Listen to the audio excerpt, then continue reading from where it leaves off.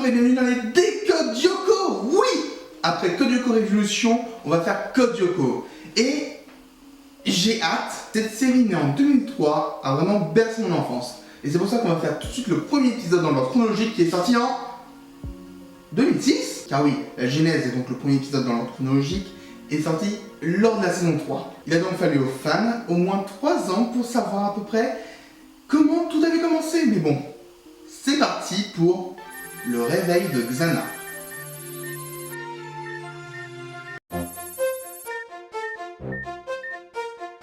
Enfin, générique qu'on aime écouter. Nous commençons avec Jérémy Belpois qui veut trouver des pièces de robot et va donc trouver à la place un super calculateur. Ce soir, malgré ma trouille, j'ai décidé d'essayer de remettre cet ordinateur en marche. J'espère que je suis pas en train de faire une énorme bêtise. En allumant le super calculateur, il va tomber sur la waifu de la série.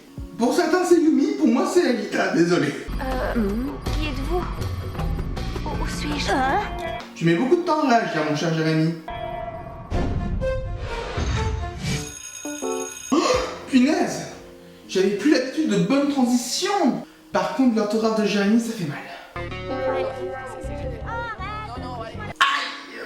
Ah, ça fait mal. Odd fait donc la connaissance d'Ulrich et lui explique qu'il va un peu squatter chez lui. Rendez-vous dans ma chambre à 8h, je compte sur toi.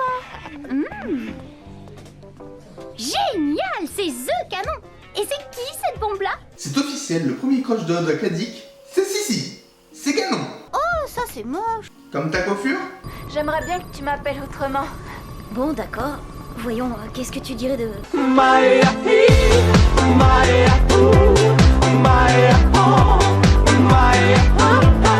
Jérémy,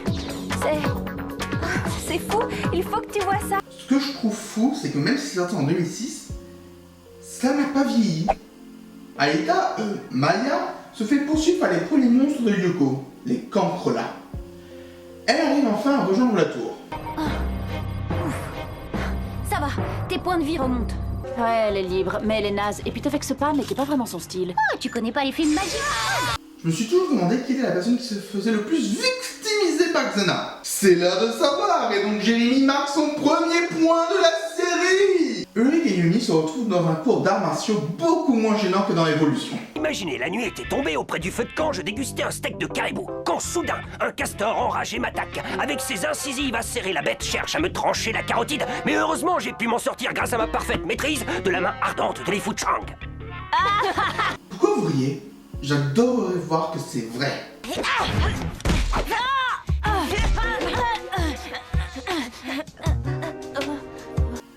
Je maintiens, c'est beaucoup moins gênant que dans l'évolution.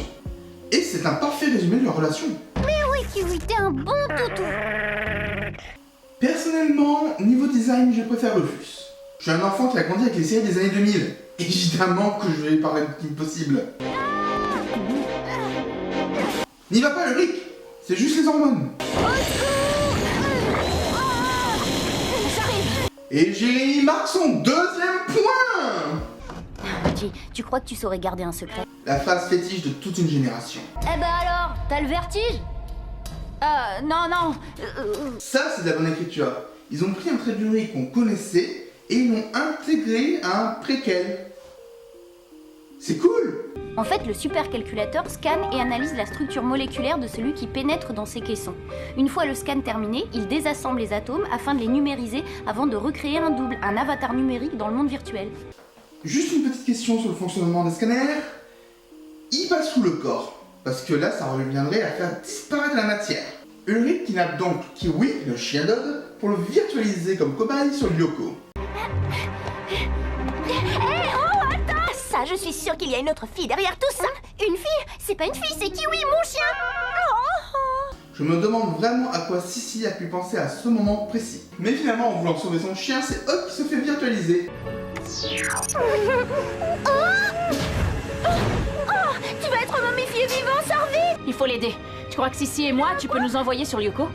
Je peux toujours essayer. Tu voulais qu'on sorte ensemble, ben voilà, je t'invite. Bah oui, mais moi, les mondes visuels, c'est pas trop mon truc. Et puis, demain, il faut que je sois en forme, je répète, avec les majorettes. Et je remercie les majorettes d'avoir empêché Sissi d'aller sur Yoko. Merci. Et puis, j'aurais préféré avoir une arme comme Ulrich. Et pas des grosses papotes qui me servent à rien.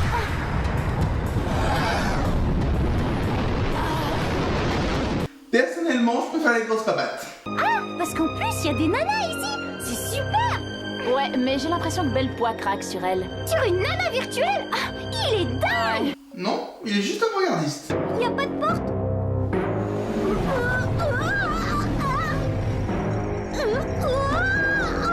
Je me suis toujours demandé comment Alita faisait pour entrer directement sur la plateforme. Parce qu'on voit que c'est pas le fruit du hasard. Tiens, Hot utilise son bouclier. Au fait, tu sais combien on a de points de vie? Non. 0. Décidément, Jérémy prend cher aujourd'hui avec un 3e point. Et Xana commence déjà avec les tentacules. Mais c'est quoi cette tête? Qu'est-ce que t'as fait à tes cheveux? Il les a améliorés.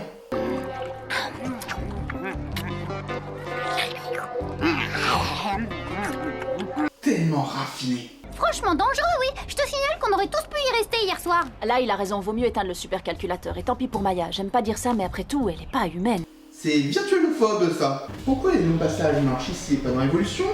Car il se passe des choses, c'est rythmé, il y a une musique de danger. On a envie d'en savoir plus. Sur l'évolution, ça marchait pas. Je l'ai trouvé top canon la Sissi, mais plus ça va et plus je m'aperçois que cette fille c'est comment dire ça avec tact? Une quiche. Ça, c'est méchant pour les quiches. Eh dites donc les deux bouffons là, vous comptez me suivre comme ça toute la journée? Il n'y a pas que d'égalité, je trouve qu'il y a un problème de proportion et de perspective. Et un nouveau challenger arrive avec Cécile et son premier point.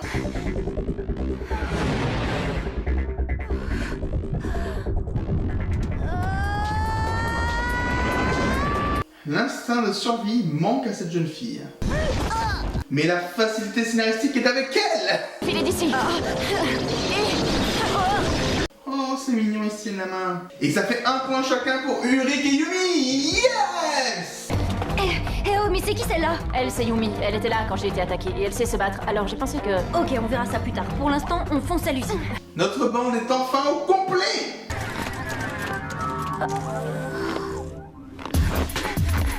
Quand je dis qu'elle n'a pas d'instinct de survie, je le pense vraiment. Rentre dans ta tour.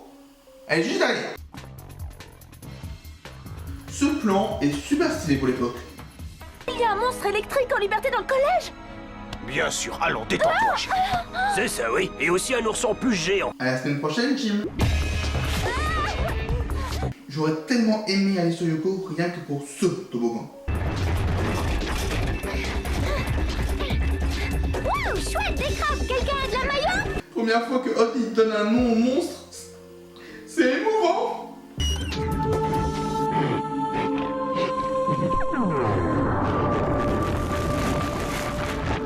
C'est toi qui as fait apparaître ça? Bah oui, je crois. Le fait que tu te sois abaissé, que tu t'es mise à chanter pendant que tout ça était en train de se créer, je pense que c'est un indice.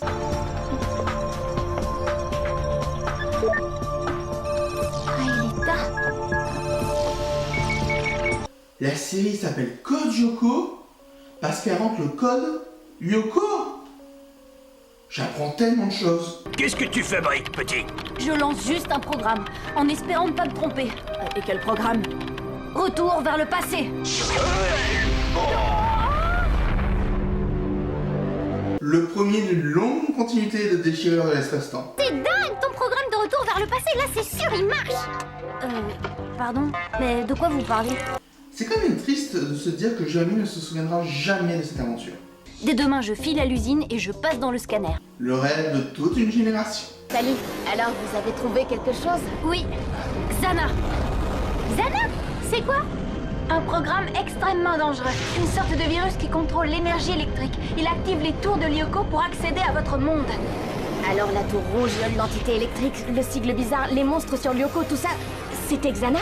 Oui, et seule Aelita peut le contrer en désactivant les tours qu'il utilise pour attaquer sur Terre. Sympa. Et la matérialisation d'Aelita alors? Je peux trouver, mais j'ai besoin de temps. C'est dangereux. Xana peut attaquer à tout moment. Sois raisonnable, Jérémy. Il est encore temps de tout éteindre. Et comment résumer tout ce qu'on n'a pas pu mettre dans la genèse?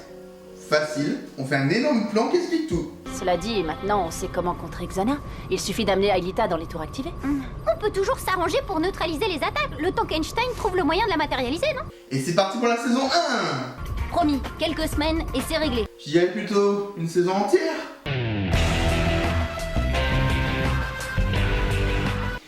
c'est l'heure de l'explication scientifique. Si Xana peut contrôler le flux électrique, c'est donc normal qu'il puisse faire des boules